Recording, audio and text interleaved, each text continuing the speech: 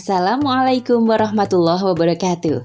Ensiklopedia Al-Fatih kembali ke hadapan Anda untuk berbagi info Islami. Semoga menginspirasi aktivitas Anda hari ini. Dan jangan lupa klik tombol subscribe dan aktifkan notifikasi tombol lonceng agar tidak tertinggal berita terbaru dari Ensiklopedia Al-Fatih.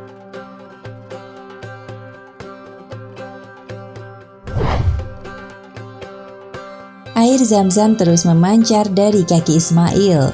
Burung-burung mencium aroma air dan berterbangan mengitari lembah sumber air baru itu.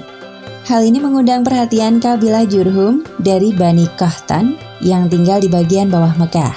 Perwakilan suku Jurhum lantas pergi menuju sumber air itu dan bertemu dengan Hajar bersama putranya. Ketika mereka melihat air, mereka meminta izin kepada Hajar dan Ismail untuk tinggal di dekat situ. Hajar pun mengizinkan. Dia sangat senang melihat suku Jurhum dan mengatakan bahwa mereka dipersilahkan untuk berkemah di lembah tersebut. Tak lupa mereka juga membangunkan tenda untuk Hajar dan Ismail.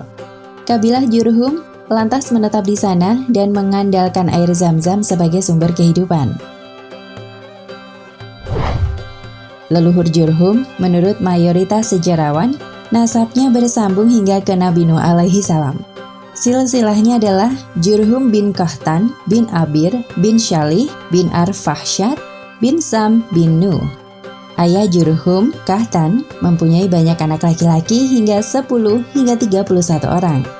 Di antaranya Yarob, Amman, dan Jurhum sendiri. Keturunan Qahtan ini dikenal pula sebagai Arab Al-Qahtaniyin, atau lebih populer dikenal dengan istilah Al-Arab Al-Aribah atau Arab murni kedua, yang tersisa dari kaum Ad dan Samud yang merupakan Arab pertama atau Al-Arab Al-Baidah yang sudah punah. Sementara keturunan Ismail termasuk bangsa Arab yang disebut Al-Arab Al-Mustaribah yang telah bercampur darah dengan non-Arab akibat perkawinan. Setelah Qahtan meninggal dunia, Yarob Al-Qahtani kemudian berkuasa, yang kerajaannya berada di negeri Yaman. Dia kemudian membagi dinastinya kepada saudara-saudaranya di semenanjung Arabia. Masing-masing saudaranya, Hadramaut dan Aman, berkuasa dan menetap di daerah yang sekarang terkenal sesuai namanya. Sedangkan Hijaz diberikan kepada Jurhum. Di Hijaz, kabilah Jurhum tersebar di jalur para pedagang Arab Selatan menuju Laut Mediterania. Kabilah ini hidup berpindah-pindah atau nomaden dari satu oase ke oase yang lain.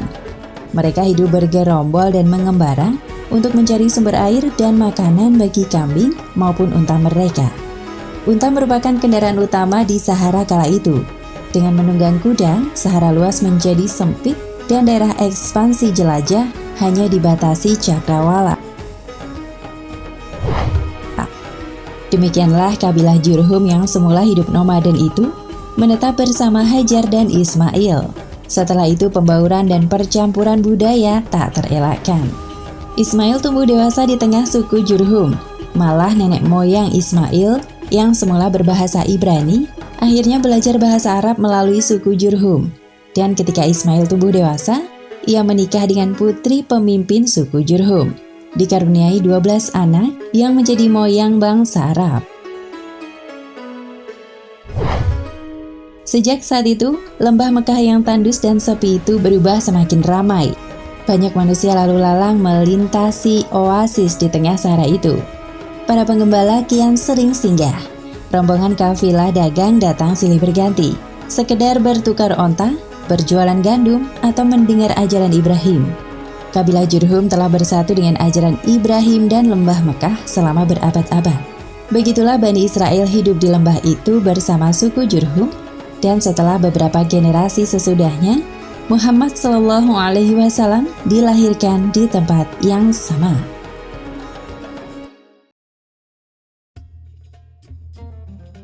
Nah pemirsa Ensiklopedia Al-Fatih, sampai di sini perjumpaan kita kali ini. Semoga menginspirasi.